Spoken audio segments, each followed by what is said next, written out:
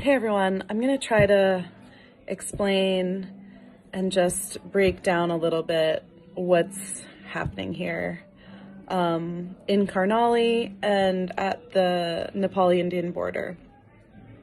To make a really long story short, there's about 100,000, maybe more, maybe a little bit less, Nepali migrants working in India. They work in hotels, restaurants, people's homes. They work in labor camps. They work in factories.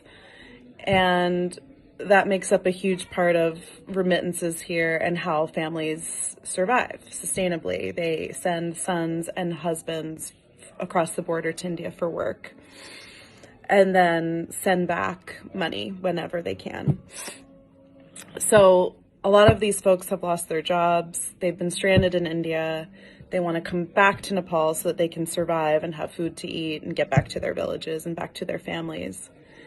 And the Indian government agreed to do so. They started busing, trucking, and sticking Nepali migrants on trains to get them to the Nepali border. The issue that we had a couple months ago was that at the start of all of this, and maybe a few weeks ago, and continuous, that there's 1,600 kilometers of open border. And so people were swimming, running across the border, escaping, which was putting Nepal at risk for coronavirus because we know that a lot of the cases are coming in from India and abroad.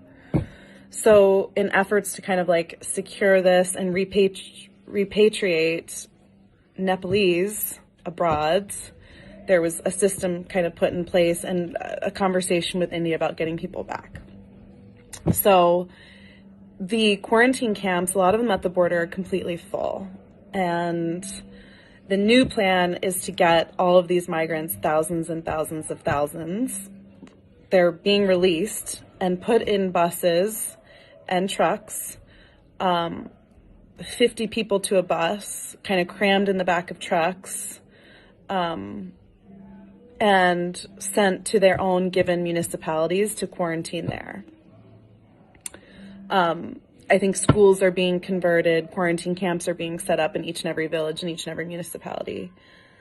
But what's happening is this process takes a long time. One, there's not rapid tests available. There's not nearly enough to be rapid testing everybody and testing people for coronavirus before they're let in. Two, there's no food and no water to be had on this process and on this very arduous, very incredibly hot journey. So these migrant workers and migrant families get across the border. It's 100 degrees, 105, 110 degrees, 45 degrees Celsius, and there's no water to drink. There's no food to be had. They have money, some of them, many of them, but they're not legally allowed to buy food anywhere. In fact, the 1,800 migrants who came across today tried to buy food and were rejected and turned down. Someone was trying to sell them chow chow and she got stopped. So they haven't eaten for multiple days. They are sleeping, last night a group of them slept all in the jungle and alongside riverbeds.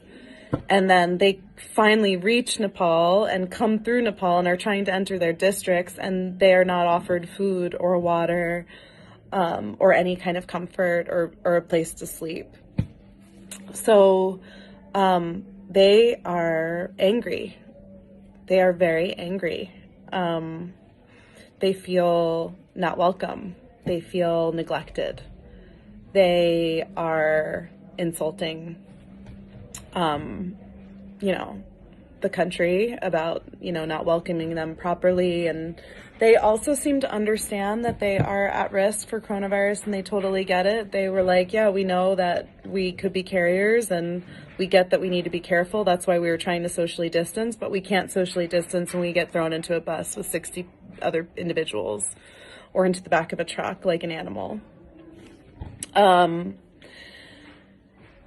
And by the time we reached the Karnali border today, people had passed out. There was a guy who passed out and he dislocated his arm, so he was just waiting by the side of the road with his arm dangling. People were starving and hungry, having not been given food or access to buy food. Thank goodness they were able to find a pipe that was carrying water from somewhere. I don't know what the source was. And they were able to break that pipe and have some water to drink and fill up whatever canisters they had. They were able to stick some of the children who were overheating kind of under the water and get their body temperatures cooled down to stop people from fainting, having not eaten or had water to drink. So that was the situation. Understandably, a lot of people don't want to go anywhere near, like police, army. They're really worried about transmission. And, you know, no one really knows who's responsible for feeding and providing water. Like, is the municipality responsible? Is the CDO office? Is the district? Or is it the federal government? No one knows. And so no one's really able to step up, because no one really has a budget for this, and no one seems to know how to handle this other than making sure that people don't escape and run off to their villages. So we've got like a really serious situation on our hands. And I'm going to be meeting with the chief ministers, any government officials I can. I'm trying to explain, I'm trying to get some national attention on this, about how serious this issue is, how inhumane it is, and what a violation it is of these are refugees in a way, trying to come home. And it's not that hard to give people some cooked rice and dal on a disposable plate and get big black garbage bags and gloves and keep distance. You know, it's people get aggressive once they're not fed. People get angry and don't want to obey anymore once they're not being fed or cared for or given water. That's when things get scary. So we really need to get to the source of the issue, make sure people have checkpoints, water, meals provided. I think we can do this in a safe and efficient way, but it's going to take scale, and it's going to take government or big aid and development organizations to come in. And this is not something I can handle on my own. So there's thousands more people coming over the border in the coming days, in the coming weeks, in the coming months.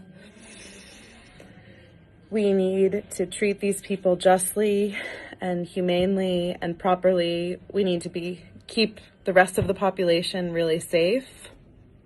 I have come on board with the government as an ambassador and problem solver and advisor to help with solving these problems.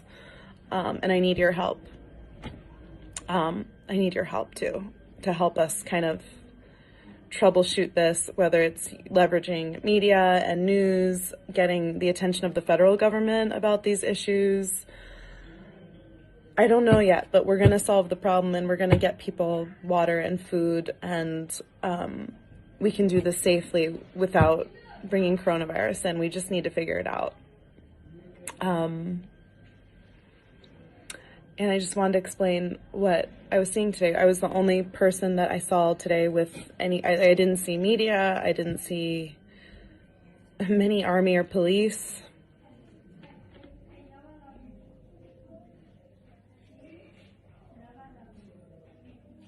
Yeah, that's it.